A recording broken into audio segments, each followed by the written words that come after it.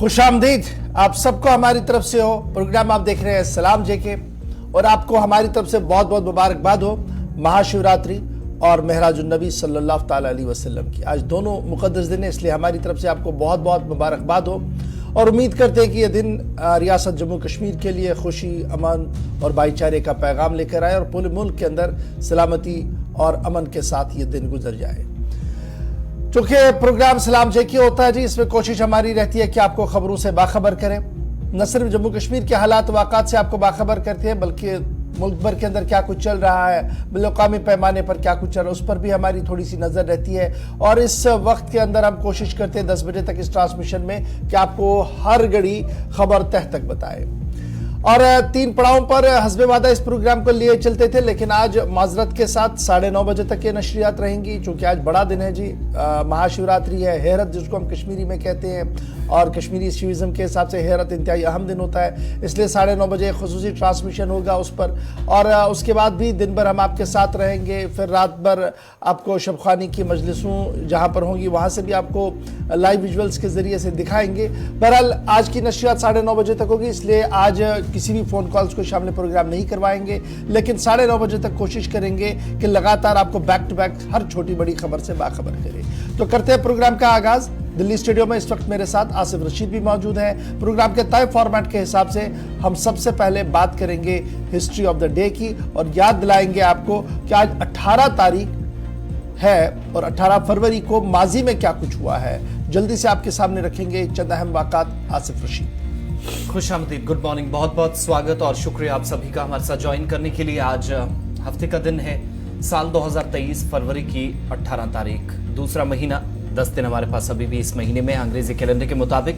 लेकिन माजी में जब हम औराक को पलटते हैं तो कुछ बड़ी बातें सामने आती हैं, कुछ अहम वाक़यात, इवेंट्स, इंसिडेंट्स हमारे सामने आते हैं। वो आज खास क्या है, एक मुख्तसर सी फहरिस्त आपके सामने रखते हैं। 1946 में आज ही के दिन रॉयल इंडियन नेवी या नेवी कह लीजिए, जिसने बंबई और मौजूदा वक्त में मुंबई जहां बगावत की 1946 को 18 फरवरी। 1943 में नाजी फौज ने व्हाइट रोज तहरीक के अरकान को गिरफ्तार किया। आज के दिन नाजिज्म के खिलाफ जिस तहरीक का हमने जर्मनी के अंदर मुशाहिदा किया, उसके खिलाफ आज कार्रवाई हुई, बहुत सारे कारकुनान गिरफ्तार हुए। 1943 में पहली जंग अजीम में जर्मनी ने इंग्लैंड की नाकाबंदी की। आज के दिन चारों अतराफ से घेरा गया और उसके बाद हमले का आइंदा मंसूबा तैयार किया गया। 1614 में जहांगीर ने मेवाड़ पर कब्जा किया। मौजूदा वक्त में हरियाणा का यह हिस्सा 18 फरवरी की तारीख आती है जब कब्जा मेवाड़ पर मुकम्मल तौर पर हुआ था जहांगीर का। साल 1989, तारीख 18 फरवरी, अफगानिस्तान की हुकूमत ने हंगामी हालत का ऐलान आज के दिन किया। उस वक्त जब सोवियत यूनियन भी यूएसएसआर जिसको आप बोलते हैं या रूस की जानिब से लीड की जाने वाली फोर्सेस को मुल्क से निकालने की उस वक्त कोशिश थी और जबरदस्त कशीदगी खित्ते के अंदर थी। 1999 में, इसके 10 साल बाद आज ही के दिन 18 फरवरी को हिंदुस्तान और बांग्लादेश के दरमियान बस सर्विस का मुआहिदा हुआ और दोस्ताना ताल्लुकात जो थे उनको मजीद बेहतर करने की कोशिश में एक कदम दोनों मुल्क आगे बढ़े। 2006 में आज ही के दिन हिंदुस्तान और पाकिस्तान के दरमियान थार एक्सप्रेस शुरू हुई। 2006 18 फरवरी को दोनों पड़ोसी ममालिक तल्खियां दूर करके थार एक्सप्रेस शुरू करने पर जो मुआहिदा तय पाया था उसके मुताबिक आज आगाज हुआ। और इसके 2 बरस बाद 2008 में पाकिस्तान के अंदर 9वीं बार कौमी और सूबाई असेंबलियों के इंतखाबात का इनेकाद अमल में लाया गया। 18 फरवरी को इंतखाबात हुए और उसके बाद दोबारा से नवाज शरीफ की हुकूमत पाकिस्तान के अंदर बनी। तो ये हिस्ट्री ऑफ द डे में अहम मालूमात थी। चंद मुख्तसर पॉइंट्स आपके सामने हमेशा की तरह कोशिश रहती है कि हिंदुस्तान और आलमी तारीख में जो कुछ खास रहता है आपके सामने रखें। आप प्रोग्राम में आगे बढ़ेंगे और खबरों, तज्जियों और तबसरों की तरफ चलेंगे, अपने नुमाइंदों को भी प्रोग्राम में शामिल करेंगे, लेकिन तय फॉर्मेट के मुताबिक हिस्ट्री ऑफ द डे के बाद खबरों की तरफ हम चलेंगे। और शुरुआत आज मुल्क के कुछ हिस्सों की तरफ, इससे पहले हम जाएं जम्मू कश्मीर से खबरों का आगाज करते हैं क्योंकि त्योहारों का मौसम है और अपडेट सबसे पहले इसी पर। इंतजामिया ने क्या कुछ इंतजाम किए हैं और ट्रैफिक प्लान या फिर आगे की हिकमत आइंदा 24 घंटों में जो रहने वाली है, सबसे पहले वो अपडेट आपको करते चले। बिल्कुल जी। आज दो बड़े अहम दिन हैं जी। एक तरफ से हेरत यानी महाशिवरात्रि का त्यौहार मनाया जा रहा है पूरे मुल्क के साथ साथ जम्मू कश्मीर के अंदर, और आज ही के दिन शाम को शब महराज की मुकद्दस रात का भी एहतमाम है। तो इस सिलसिले में दोनों अहम दिन हैं, जो हेरत और शब महराज के हवाले से आज पूरे मुल्क के अंदर तकरीबात का एहतमाम किया जा रहा है। उसके साथ साथ जम्मू कश्मीर के अंदर भी एहतमाम किया जाएगा। इस सिलसिले में इंतजामात को सूबाई सतह पर मुकम्मल कर दिया गया है, और इंतजामिया ने आज एडवाइजरियां भी जारी कर दिया है। ट्रैफिक एडवाइजरियां भी जारी कर दी गई है, क्योंकि कई मकामात पर आज दिन में भी जुलूस बरामद किए जाएंगे। और इस सिलसिले में आज सुबह से ही हम देख रहे हैं कि मुख्तलिफ मंदिरों के अंदर भी लंबी लंबी कतारों में लोग जो है वो जमा हो रहे हैं और पूजा पाठ में हिस्सा ले रहे हैं। महाशिवरात्रि, जिसे मकामी तौर पर जम्मू कश्मीर के अंदर हेरत के नाम से याद किया जाता है, इसे आज सेलिब्रेट किया जा रहा है जी मजहबी अकीदत और एहतराम के साथ entire union territory Jammu Kashmir के अंदर। और अलल खसूस कश्मीरी पंडित जो शिविज्म के एक अलहदा अलामत के तौर पर देखी जाती है, तो शिविज्म को लेकर कश्मीरी पंडितों का अपना एक मौकफ है। तो यहां पर इसको इंतहाई अकीदत और एहतराम के साथ मनाया जा रहा है, और सुबह से ही बल्कि कल रात से ही पूजा पाठ का सिलसिला जो है वो लगातार हमने देखा है। आज तकरीबात का सिलसिला सुबह से शंकराचार्य मंदिर के आसपास, जो झील डल के आसपास है, वहां पर देखने को मिला है। खुसूसी तकरीबात का एहतमाम गणपतियार हनुमान टेम्पल अमीरा कदल के अंदर भी मुनक्किद होंगी।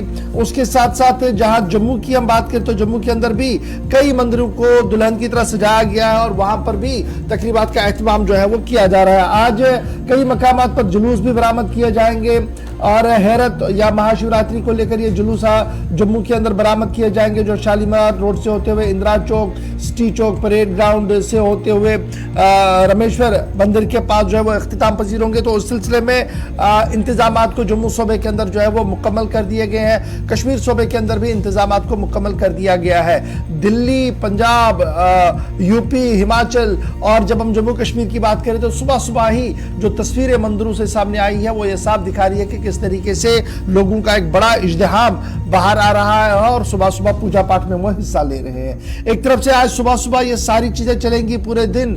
आज जलसाए जुलूस भी बरामद किए जाएंगे। वहीं पर शाम होते होते, शाम के बाद यानी आज शाम को मुख्तलिफ मसाजिदों और खानकाहों के अंदर भी खुसूसी एहतमाम होगा, और श्रीनगर समेत वादी भर के अंदर कई मस्जिदों और खानकाहों के अंदर आज महराजुन नबी सल्लल्लाहु तआला अलैहि वसल्लम की मुकद्दस तकरीब सईद मनाई जा रही है। रात भर शबखानी का एहतमाम किया जाएगा, और इस सिलसिले में सबसे बड़ा इज्तिमा जो है वो दरगाह हजरत बल श्रीनगर के अंदर मुनक्किद होगा, जहां पर रात भर जायरीन जो है वो खत्मातुल मुअज़्ज़मा, दुरूद अज़कार की महफिलों और मजलिसों में शिरकत करेंगे। नमाज इशा मुस्लिम वक्फ बोर्ड के मुताबिक रात 10 बजे अदा की जाएगी वहां पर, जिसके फौरन बाद खत्मातुल मुअज़्ज़मा, दुरूद अज़कार की मजलिसें सुबह फजर तक जारी रहेंगी, जिसके बाद दरगाह हजरत बल श्रीनगर के अंदर नमाज फजर के बाद मोए मुक़द्दस सल्लल्लाहु तआला अलैहि वसल्लम की जियारत कराई जाएगी। और इसी तरीके का एहतमाम अहम शरीफ बांडीपोरा, जनाब साहब सोरा, खिरम सिरामा और दीगर मकामात और बुकाजात पर भी किया गया है। मुस्लिम वक्फ बोर्ड की तरफ से भी इंतजामात को हतमी शक्ल दे दी गई है, और सूबाई इंतजामिया ने भी जायरीन की सहूलियात के लिए ट्रैफिक प्लान को जारी कर दिया है। नॉर्थ से जो गाड़ियां दरगाह हजरत बल के लिए जाएंगी उनके लिए ट्रैफिक प्लान को मुरतब कर दिया गया है। साउथ वाली गाड़ियां कहां से आएंगी उसमें भी सेंट्रल कश्मीर और श्रीनगर से जो गाड़ियां जाएंगी, इस सिलसिले में बाज़ाब्ता तौर पर तमाम तर इंतजाम जो है वो कर दिए गए हैं। तो इस तरीके से आज पूरा दिन जो है वो मजहबी भाईचारे की अलामत के तौर पर देखा जाएगा। दिन भर मंदिरों के अंदर गहमा गहमी रहेगी, और शाम होने के बाद मस्जिदों, खानकाहों और जियारत गाहों के अंदर रात भर शबकानी की मजलिसें होंगी। और इस तरीके से दो अहम त्योहार महाशिवरात्रि और महराजुन नबी सल्लल्लाहु तआला अलैहि वसल्लम की तकरीब सईद आज दुनिया भर के, वादी भर के साथ साथ पूरे मुल्क के अंदर मनाई जा रही है। चलिए, त्योहारों के मौसम के बीच अब जरा जम्मू कश्मीर के अंदर मौसम कैसा रहने वाला है ये भी आपको अपडेट करते चलें। एक बार फिर से आज वेट स्पेल जम्मू कश्मीर के दोनों सूबों में देखा जाएगा। हल्की बारिश और बर्फबारी का इम्कान फिर से जाहिर किया गया है। महकमा मौसमियात की पेशनगोई के मुताबिक 19 फरवरी से 21 फरवरी के दरमियान, यानी ये जो 48 घंटे हैं, हल्की बर्फ और साथ ही साथ बारिश का भी इम्कान है। महकमा मौसमियात की तरफ से यह भी कहा गया है कि 21 से 24 तारीख तक, यानी फरवरी के जब 21 तारीख से 24 के दरमियान वाला जो वक्त है, इसमें ज्यादातर मौसम खुश्क रहेगा, लेकिन अब आलूद होगा। सर्दी की शिद्दत में भी इजाफा देखा जा सकता है। लेकिन आज से एक बार फिर उन एरियाज के अंदर जहां पर पहले से हमने देखा था कि बर्फानी तोदे गिराने की वजह से कुछ एक इलाकों में नुकसान भी हुआ, वहां पर मुतलका हुकाम की जानिब से क्लियर किया गया है महकमा मौसमियात ने कि बर्फानी तोदे गिरने का खतरा बरकरार है, लिहाजा इन इलाकों के अंदर अलर्ट जारी कर दिया गया है। जहां पर बर्फ पहले से पड़ी है, मजीद बर्फ और बारिश का इम्कान आज से फिर जाहिर किया जा रहा। बाद दोपहर मौसम फिर से तब्दील होगा, हल्की बारिश और बर्फबारी के बीच 19 तारीख से 21 तारीख तक जम्मू कश्मीर के लोगों को एक बार फिर जो सर्दी, इन दिनों मनफी पारा आप देख रहे थे, दर्जा हरारत जा रहा था, शबाना दर्जा हरारत सबसे ज्यादा हम गिरते हुए देख रहे थे, उसमें थोड़ी सी बेहतरी का भी इम्कान है या सर्दी की जो शिद्दत थी उसमें कमी का इम्कान है, क्योंकि मेट्रोलॉजिकल डिपार्टमेंट के जो डिप्टी डायरेक्टर हैं मुख्तार अहमद, उनके मुताबिक मुख्तलिफ हिस्सों के अंदर आज चूंकि मौसम खुश्क दिन भर रह सकता है, लेकिन शाम होते होते तब्दीली के असरात देखे जाएंगे। बेशतर हिस्सों के अंदर हल्की बारिश और बर्फबारी का सिलसिला साथ साथ शुरू हो जाएगा। इन सब के बीच में जो बाला इलाके हैं, कश्मीर वादी के, लद्दाख के, जम्मू सूबे के, वहां पर जैसे जैसे बर्फ पड़ेगी या बारिश होगी तो यह भी कहा गया है कि 20 तारीख को एक बार फिर से बारिश और बर्फबारी के बीच उन दूर दराज इलाकों में जहां पर खतरात पहले से थे, दोबारा इन ऊपर वाले इलाकों में शाम 20 तारीख की शाम तक और 21 होते होते बर्फानी तोदे गिराने का भी खतरा है, लिहाजा अलर्ट मोड पर लोग रहें। इसके लिए भी उन्हें कहा गया है कि उन इलाकों के अंदर जिन जिन एरियाज में रहते हैं गैर जरूरी तौर पर नक्लो हमल ना करें। ये एक तरफ की बात, लेकिन एक और तस्वीर आपको दिखाते हैं। बर्फानी तोदा भी गिरा है, एवेलॉन्च गिराया है और इसमें एक शख्स की जान चली गई है, 2 से 3 लोगों को बचाया गया। शुमाली कश्मीर के कुपवाड़ा जिले की खबर, जहां पर इतलात के मुताबिक तस्वीर भी एवेलॉन्च की बताइएगा। और बड़ी खबर ये कि इस इलाके के अंदर जो कि नॉर्थ कश्मीर का इलाका है, और तस्वीरें भी आपके सामने, जहां पर मछल सेक्टर के अंदर इतलात के मुताबिक बर्फानी तोदा जो बाद दोपहर गिरा, 26 साल एक नौजवान बर्फानी तोदे की जद में आया और इसकी अहलिया भी इसके साथ थी। 3 अफराद यहां पर बाल बाल बचे हैं। पुलिस के मुताबिक एजाज अहमद तांत्रे, वल्द गुलाम हसन तांत्रे साकिन रंगबाला, जो कि अपनी अहलिया, एक बच्चे और मकामी शख्स के साथ जा रहे थे, दोपहर कोलबुग के करीब बर्फानी तोदे की जद में आ गया। और एक्सक्लूसिव विजुअल्स आपके सामने गुलिस्तान न्यूज पर, जहां पर इस शख्स की बीवी, उनका बच्चा और मकामी शख्स जिन्हें बाल बाल बचाया गया। शोर शराबे के बाद काफी लोगों ने यहां पर हिम्मत दिखाई। बर्फ काफी ज्यादा है जिसकी वजह से नुकसान उठाना पड़ा, लेकिन जो खुद मुमताज एजाज अहमद तांत्रे हैं वो बर्फ के नीचे दब गए और देर शाम जाकर उनकी डेड बॉडी यहां से रिकवर की गई। और मकामी लोगों के साथ साथ फौज ने भी मकामी सतह पर यहां पर ऑपरेशन चलाया। तकरीबन 4 घंटों तक का ऑपरेशन चला। और तस्वीर आपके सामने एजाज की, जिनकी रेस्क्यू ऑपरेशन में जान न बचाई जा सकी, इनकी अहलिया, बच्चा और एक मकामी शख्स जिनको बचा तो लिया गया, लेकिन एजाज की जान चली गई। शाम होते होते लाश बरामद कर ली गई। तस्वीरें आपके सामने। ताम याद रखिएगा कि महकमा मौसमियात और डिजास्टर मैनेजमेंट ने एक बार फिर बर्फानी तोदों की वार्निंग जारी कर दी है और साफ कर दिया कि बालाई इलाकों के अंदर रहने वाले लोग जो है वो काफ़ी एहतियात से काम ले और बसूरत मजबूरी ही इन इलाकों के अंदर जो है वो चहलकदमी की जाए। फिलहाल बढ़ते जी आगे, जरा बात सरकार के बाद बर्फानी तोदे के बाद सरकार के फैसले की करते हैं और बात करते हैं उस बड़ी खबर की जो कल से लगातार गर्दिश में है, क्योंकि मरकजी वजारत दाखिला ने एक और ऑर्डर जारी कर दिया है और मरकजी वजारत दाखिला के मुताबिक कुछ और तंजीमों पर पाबंदी आयद कर दी गई है। न सिर्फ तंजीमों पर पाबंदी आयद कर दी गई है बल्कि इंडिविजुअल कैपेसिटी में भी कुछ और अफराद को नामजद दहशतगर्दों की लिस्ट में कर दिया गया है। इधर जराया हमें बता रहे हैं कि आने वाले चंद दिनों के अंदर अंदर मजीद कुछ तंजीमों को भी इसी तरीके से गैर कानूनी तरीके से इन फहरिस्तों में जो है वो लाया जाएगा और उन लिस्टों के अंदर डाला जाएगा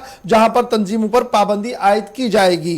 तो ये बड़ी इंपॉर्टेंट बात है कि जम्मू कश्मीर इंतजामिया, ये जो मरकजी हुकूमत है, मरकजी वजारत दाखिला ने मजीद 2 मिलिटेंट आउटफिट्स पर पाबंदी आयद कर दी है और इन दोनों मिलिटेंट आउटफिट्स पर यह इल्जाम आयद कर दिया गया है कि वो मुल्क की सलामती के लिए खतरा है और मुल्क के अंदर कई बार उन्होंने इंतहा पसंदी की कार्रवाइयां भी की हैं और इस तरीके से पाबंदी में जब 2 मजीद तंजीमों पर पाबंदी लगी तो 44 टोटल आउटफिट्स का नंबर बना जिन पर पाबंदी अभी तक लगी है। कल जिन 2 तंजीमों पर पाबंदी लगी, मरकजी वजारत दाखिला ने जो कल नोटिफिकेशन जारी कर दिया, उनमें कश्मीर गजनवी फोर्स, जम्मू कश्मीर गजनवी फोर्स एक है जो यूनियन टेरिटरी जम्मू कश्मीर के अंदर काम कर रही है और इनके ताल्लुकात पंजाब तक थे, और दूसरी खालिस्तान टाइगर फोर्स KTF, इन दोनों पर पाबंदियां आयद कर दी है। और यह कहा गया कि मुल्क के अंदर इंतहा पसंदी, दहशतगर्दी कार्रवाइयां चलाने में और मुल्क की सलामती के लिए खतरा है, इसलिए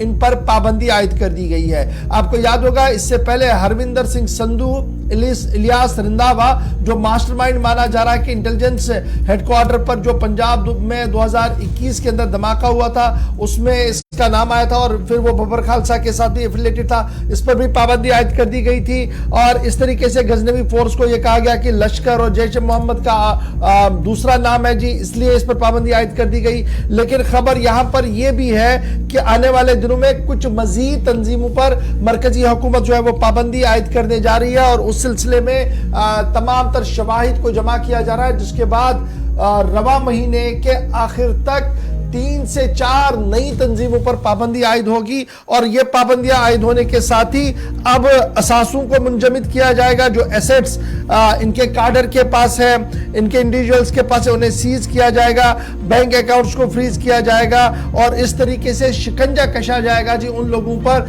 जो इंतहा पसंदी और दहशतगर्दाना कार्रवाइयों को हवा देते हैं, मुल्क के अंदर रहकर या मुल्क के बाहर रहकर भी। इनमें अक्सर लोग ऐसे भी हैं जो मुल्क के बाहर है और लगातार उन पर पाबंदी आयद कर दी गई है। ताहम इस बार मरकजी हुकूमत का यह फैसला है कि किसी भी तरीके से लैतुलैल से काम नहीं लिया जाएगा, और जिन लोगों, जिन अफराद और जिन तंजीमों के खिलाफ कार्रवाई करनी है उनको दहशतगर्दाना कार्रवाइयों में डालकर लिस्ट में डालकर कार्रवाई भी की जाएगी, उनके असासे और दफ्तरों को भी मुंजमद किया जाएगा। याद रखिएगा, जम्मू कश्मीर की जब हम बात करते हैं तो सबसे अहम बात यह है कि कुछ बड़ी तंजीमें जिनमें जमात इस्लामिया पर भी पाबंदी है, फिर ममनुआ तंजीम जम्मू कश्मीर लिबरेशन फ्रंट पर ऑलरेडी पाबंदी आयद कर दी गई है, TRF पर ऑलरेडी पाबंदी है, कुछ और तंजीमों पर पाबंदियां हैं, और अब यह पाबंदी का दायरा बढ़ते हुए कश्मीर गजनवी फोर्स तक चला गया है, और खालिस्तान टाइगर फोर्स पर भी पाबंदी आयद कर दी गई है, और यह कहा गया कि यह मुल्क की सलामती के लिए खतरा है।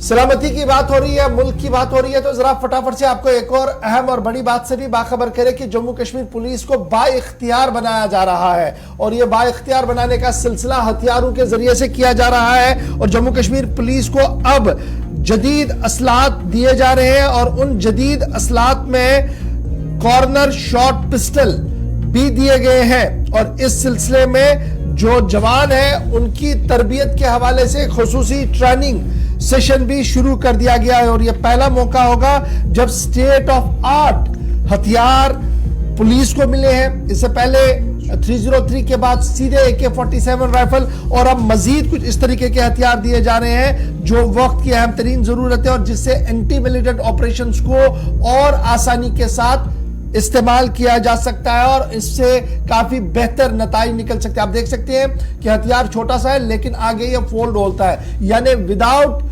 एक्सपोजिंग खुद को वो टारगेट पर फायर कर सकता है। इस तरीके के हथियार जो है वो दिए गए हैं। 3 नए हथियार इंट्रोड्यूस किए गए हैं जी फोर्सेस के अंदर, और ये तीनों हथियारों के बारे में माना जा रहा है कि ये इंतहाई अहम हथियार है। कॉर्नर शॉट वेपन्स इनको कहा जाता है, यानी आप बिल्कुल कॉर्नर पर रहिए, फिर अपने हथियार को लेफ्ट राइट सीधे जहां ऊपर नीचे आपने घुमाना है, एक ही डिस्टेंस में रहकर आप इसको घुमा सकते हैं। तो इस तरीके से यह कहा गया कि ये सारी जो है मेड इन इंडिया भी है, और इसमें जदीद टेक्नोलॉजी और जदीद आलात का भी इस्तेमाल हुआ। सीधे फैसल के पास चलेंगे। फैसल, जम्मू कश्मीर पुलिस की बात कर रहे हैं हम। पहले हमने देखा था कि खुसूसी गाड़ियां दी गई हैं, और गाड़ियों के बाद अब हथियारों की बारी आई तो कहा गया कि स्टेट ऑफ आर्ट वेपन जो है वो दिया गया है, और 3 ऐसे हथियार पुलिस को दिए गए हैं जिनको लेकर अब ट्रेनिंग भी चल रही है, जिसे माना जा रहा है कि जो डैमेज होता था, यानी पुलिस एहलकार जिस तरीके से सामने आकर फायरिंग की रेंज में आते थे, अब वो काफी कुछ उससे बचते हुए नजर आएंगे, लेकिन अपने टारगेट को सेट करते हुए भी वो नजर आएंगे। क्या कुछ हथियार है पुलिस, जरा आपको क्या कुछ कह रहे हैं? देखिए, अगर हथियारों की बात करें जो कि जम्मू कश्मीर पुलिस के पास है, तो कहीं ना कहीं डर थी, एक मॉडर्न इक्विपमेंट्स की, मॉडर्न सामान की डर थी, कमी थी जम्मू कश्मीर पुलिस में। तो उस चीज को नेसेसरी समझा गया था कि अभी हमें चाहिए कि मॉडर्नाइज थोड़ा बहुत हम ये सामान करें, जो हमारे पास राइफल है, पिस्टल, इनको हम मॉडर्न करें। तो इस चीज के लिए सबसे पहले जो कहा गया है कि state of art weapon system को इंट्रोड्यूस किया गया, जिसमें एक जेन shoot as corner shot pistol है जो कि मेड इन इंडिया है। और ये बड़ी गर्व की बात है कि इस तरीके का पिस्टल अपने मुल्क में बना, ये बड़ी बेहतरीन बात है। उसके साथ साथ जो 2 और राइफल है जिसमें तेवर X95 जो कि जर्मन कंपनी की है, उसके इजरायली वेपन इंडस्ट्री से आई है। उसके साथ साथ सब मशीन गन एक है जो MP5 जिसका नाम है, ये जो है जर्मन हेकलर एंड कंपनी से आई है। तो कहीं ना कहीं जो लगातार दावा किया जाता है कि मॉडर्न की जो है सामान में लाए गए, तो कहीं ना कहीं उसका एक यूज हो सकता है। तो इसकी जो खासियत बताई जा रही है, जिसमें जो पिस्टल की बात हमने की, कॉलर पिस्टल, तो ये विदाउट एक्सपोज, यानी जो पुलिस एहलकार किसी में फायर करेगा, किसी मिलिटेंट के फायर करेगा, तो खुद को उसको एक्सपोज नहीं करना है। वो एक कमरे में इसका जो मुंह है वो मोड़ सकता है, तो उसके बाद वो फायर कर सकता है। या अगर वो दीवार के ऊपर से उसको फायर करना है तो उसको दीवार पर चढ़ने की जरूरत नहीं है, वो दीवार उसको लगाकर इसका जो मुंह है वो नीचे की तरफ कर सकता है, उसके बाद ये जो है फायर कर सकता है। तो इस बात की तस्दीक जो सीनियर स्टूडेंट पुलिस जो है कुलबीर सिंह, उन्होंने भी इस बात को कहा है कि अब जो हमारे टेररिस्ट एक्टिविटीज हो रही है, मिलिटेंसी ऑपरेशन हमारे होते, उसमें कहीं ना कहीं आसानी हो सकती है। और जो डैमेज होता था पुलिस को, उसमें भी कहीं ना कहीं जो है कमी आएगी। और जो ये वेपन है, इनमें एफिशिएंसी, एक्यूरेट और जल्द से जल्द ये जो है अपने टारगेट को जो है मार्क कर सकते हैं। क्योंकि जिस तरह से कहा गया है कि ये जो हथियार है, इनमें जो है लेजर लाइट्स लगी हुई है और इसके साथ साथ टैक्टिकल टॉर्च भी लगी हुई है, बिल्कुल एज सेम जिस तरीके से आपने यूएस आर्मी में देखा होगा कि वो अंधेरे में भी टारगेट कर सकते और किसी तरह की कोई उनमें डैमेज नहीं होता है। अंधेरा हो या किसी भी तरह की मौसमी सूरत हाल हो, उसमें वो जो है अपना टारगेट जो आसानी से उस पर निशाना कर सकते हैं। तो इसमें सबसे अहम बात जो है वो कॉर्नर शॉट की है। अगर एक कमरे में यहाँ पे जैसे कोई एनकाउंटर होता है तो जो मिलिटेंट्स होते हैं वो एक कमरे में होते हैं, तो कमरे में जैसे सिक्योरिटी फोर्स होता है तो वहां से भी फायरिंग होती है, यहाँ से भी फायरिंग होती है। लेकिन अब इस जो ये कॉर्नर शॉट वेपन आया है, इसमें एक खासियत है कि जो सिक्योरिटी फोर्स होगा उसको कमरे में अंदर जाने की जरूरत नहीं है, वो दरवाजे पे ही अपने गन का जो है मुंह मोड़ सकता है, चाहे वो दाएं की तरफ हो या बाएं की तरफ हो, वो फायर कर सकता है, जिससे वो अपना निशाना भी आराम से जो है लगा सकता है और उसका जो जान है वो भी बच सकती है। चलिए, बहुत शुक्रिया जी फैसल हमारे साथ ज्वाइन करने के लिए। जम्मू कश्मीर पुलिस को जदीद हथियारों से लैस किया जा रहा है। 3 नए हथियार पुलिस को मिले हैं, जिनमें शॉर्ट पिस्टल है, कुछ मजीद हथियार है। लेकिन इनमें यह है कि आप एक स्टैटिक पोजीशन पर रहेंगे, खुद को बचाते रहेंगे, लेकिन हथियार को आप कहीं पर भी मोड़ सकते हैं। तस्वीर आप देख सकते हैं कि आप किस तरीके से इसको मोड़ेंगे और आगे जो LCD है उससे आप अपने टारगेट को सेट करेंगे। और ये तब दिया जा रहा है जब एंटी मिलिटेंट ऑपरेशंस के अंदर जम्मू कश्मीर पिछले कई सालों से फोरफ्रंट पर, कई जवानों ने अपनी जानों का नजराना भी दिया है और अब जदीद आलात और जदीद हथियारों से लैस किया जा रहा है जम्मू कश्मीर पुलिस को। ट्रेनिंग का सिलसिला बाज़ाब्ता तौर पर इसमें शुरू कर दिया गया है। अब आते हैं जी आगे, जरा बात पानी की करते हैं। और आपको याद होगा कि जम्मू के अंदर पानी को लेकर काफी ज्यादा सियासत भी होती है और काफी ज्यादा बातें भी होती है। लेकिन अब जम्मू शहर के लिए एक अच्छी खबर है, क्योंकि बड़े मंसूबे को हाथ में लिया जा रहा है। बिल्कुल, शहर के अंदर पानी की शदीद किल्लत को दूर करने के लिए एक मंसूबा तैयार किया गया है और इसमें अब अगर मंजूरी की जरूरत है तो वो मरकजी सरकार की है, जिसके बाद इस मंसूबे पर सरकार खजाना आमरा से पैसा खर्च करके 1276 करोड़ रुपए का जो मंसूबा है यूनियन टेरिटरी के इस शहर के अंदर यानी जम्मू सूबे के अंदर जो पानी की किल्लत को दूर करने के लिए मंसूबा तैयार किया गया है, उस पर काम शुरू होगा। दरअसल नई स्कीम शुरू करने की तैयारी है और इस स्कीम के मुताबिक शहर जम्मू के अंदर पानी की साफ पानी की फराहमी और हर शहरी तक पानी पहुंचे, नल के जरिए पानी पहुंचे, इसके लिए चिनाब दरिया से अब पानी जम्मू शहर तक पहुंचाने की, पानी चढ़ाने की कोशिश की जाएगी।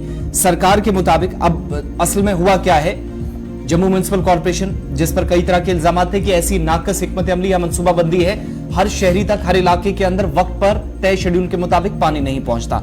लेकिन अब जेएमसी ने क्या किया है कि यूटी इंतजामिया के जरिए वो एक मदद मरकजी सरकार से लेने जा रहा है और एक प्रपोजल बाकायदा यूनियन टेरिटरी इंतजामिया के जरिए जम्मू कश्मीर से होते हुए दिल्ली पहुंचाना चाह रहा है। उस प्रपोजल पर जब दस्तखत होंगे, चीजें यहां से फाइनल हो जाएंगी, तो जम्मू शहर के अंदर वो मंसूबा जिस पर तकरीबन तखमीना लागत जो है वो 1276 करोड़ रुपए है, चिनाब दरिया का पानी, जिसको मुकम्मल तौर पर अभी इस्तेमाल में नहीं लाया जा सका है जम्मू शहर के अंदर शहरियों की इस मुश्किल को दूर करने के लिए, तो वो 1276 करोड़ रुपए का मंसूबा, जिसके तहत पानी ऊपर चढ़ाने ना सिर्फ बल्कि जो बुनियादी ढांचा इसके लिए शहर के अंदर तैयार करना है, नई ट्यूब वेल्स बनानी है, 20 से ज्यादा का मंसूबा रखा गया है। इसके अलावा जो पंपिंग स्टेशन हैं मुख्तलिफ हिस्सों के अंदर, जहां पर इमारत कैंटोनमेंट एरिया का जो सतवारी वाला एरिया है, बनोरख का एरिया है, वहां पर भी एक मंसूबा इस बार जो है इस प्लान में है कि सेंट्रल पंपिंग स्टेशन एक तामीर किया जाएगा। मकसद ये कि 1276 करोड़ रुपए खर्च किए जाएं और जीएमसी मरकज के जेर इंतजाम इलाके की इंतजामिया के जरिए मरकजी हुकूमत तक पहुंचे। और अगर ये मंसूबा इसको हतमी शक्ल दे दी जाती है, जब ये मंजूर कर लिया जाएगा, तो जराये के मुताबिक एक फॉरेन एजेंसी इसको फंडिंग कर सकती है, जिसके बाद कम से कम वो जो परेशानी शहर के अंदर वाटर सप्लाई जो हमने अभी तक देखा है, जिस पर सवाल जीएमसी पर मुतलका हुकाम पर उठते रहे, वो बहुत हद तक दूर की जा सकती है। यानी बड़ी खबर हम आपको यह बता रहे हैं कि चिनाब से पानी को लिया जाएगा, उसको अपलिफ्ट किया जाएगा जी, उठाया जाएगा लिफ्टिंग स्टेशन के जरिए से, और बाद में जम्मू शहर तक उसको पहुंचाया जाएगा। इसके लिए मंसूबा तैयार किया गया है। मंसूबे का खाका क्या है वो आसिफ ने आपको बता दिया, लेकिन इसमें फॉरेन फंडिंग एजेंसियां जो है, यानी मरकजी हुकूमत की मंजूरी के बाद फॉरेन एजेंसियां इसमें काम कर सकती है। इस हवाले से भी जो है वो खबर सामने आ रही है, और जापान की एक एजेंसी है जिसने इस बारे में अपनी हामी दी है कि अगर ये मंसूबा तय होता है, क्लियर होता है, तो उसके बाद वो भी अपना रद्दअमल जो है वो इसमें देंगे और वो अपना काम हाथ में लेंगे। इस प्रोजेक्ट के तहत वार्ड नंबर 33, 34, 35, 36, 38, 39 और फिर आपको इसको सीधे चलिए जी 33 से 64 तक जितने भी वार्ड्स हैं, म्यूनिसिपल वार्ड्स कंटेनमेंट एरिया के अंदर, और वार्ड 55, 68, 69 से लेकर 70 तक, इन सबों के अंदर ये पानी की सहूलियतें पहुंचाई जाएंगी। और 182 करोड़ रुपया इसके लिए अलग से रखा गया। 1270 से ज्यादा करोड़ रुपया लिफ्टिंग स्टेशन के लिए बनाना है। उसमें जहां पानी उठाया जाएगा, वहीं आसिफ ने आपको बता दिया कि कुछ बोरवेल्स भी खोदने हैं जी, उनके लिए भी एक मुनासिब मैकेनिज्म तैयार किया गया और प्लान चॉकआउट किया गया है। और माना जा रहा है कि आने वाले चंद सालों के अंदर अंदर मुकम्मल तौर पर शहर के अंदर जो पानी की किल्लत गर्मियों के दौरान होती है, उससे निजात जो है वो जम्मू शहर को मिल सकता है। नंबर 1। नंबर 2, जब हम पानी देने की बात कर रहे हैं तो याद रखिएगा कि इंतजामिया ने नोटिसें जारी कर दी हैं, और इंतजामिया ने यह साफ कर दिया है कि अगर आपने 15 दिन के अंदर अंदर, जम्मू म्युनिसिपल कॉर्पोरेशन ने फैसला लिया है कि वो उन अफराद के लिए सख्त कदम उठाएंगे जो अपने वाजिबुल अदा, यानी जो रिक्वायर बिल्स उनकी हैं, जो आउटस्टैंडिंग बिल्स उनकी है बिजली और पानी को लेकर, अगर वो उन्होंने क्लियर नहीं किए तो 15 तारीख के बाद, यानी 15 दिनों के बाद उस पर कार्रवाई होगी। आप समझ लीजिए 31 मार्च तक आपके पास डेडलाइन है कि आपने अपना सारा बैलेंस जो है पानी का वो आपने क्लियर करना है। जो बिल्स है आपकी 1 साल की, 2 साल की, वो आपने क्लियर करनी है। अगर आप नहीं करते हैं तो म्युनिसिपल कॉर्पोरेशन का फैसला यह है कि बिजली पानी की सप्लाई को रोक दिया जाएगा। इससे पहले बिजली का भी इसी तरीके का हुक्म था कि 10 दिन के अंदर अंदर मुकम्मल किया जाए, वरना बिजली सप्लाई काट दी जाएगी। और अब जम्मू म्युनिसिपल कॉर्पोरेशन ने फैसला लिया कि अगर आपने वाजिबुल अदा आपने अदा नहीं किए तो आपके खिलाफ कार्रवाई होगी और आपके पानी का कनेक्शन काट दिया जाएगा। तो दोनों चीजें आपके साथ है। छोटा सा ब्रेक यहां पर ले रहे हैं जी। ब्रेक के उस पार आएंगे तो बात जरा एक और अहम मौजू की करते हैं, बात करते हैं सैफरान की। और यह जाफरान की बात इसलिए बड़ा इंपॉर्टेंट है, पैदावार तो बढ़ रही है लेकिन एक अनोखी चीज देखने को मिल रही है। जानवर सामने आ रहा है जिसे आप मार भी नहीं सकते हैं, लेकिन उससे फसल को नुकसान हो रहा है। इस पर गुफ्तगू करेंगे। फिर आपको यह भी बताएंगे कि हुकूमत ने नोटिस लिया है, किस बात का नोटिस लिया है, क्यों नोटिस लिया है, और सरकार ने क्या कुछ करने के लिए कहा था जो नहीं किया गया। अब कार्रवाई क्या होगी बताएंगे आपको डिटेल के साथ, छोटे से ब्रेक के फौरन बाद।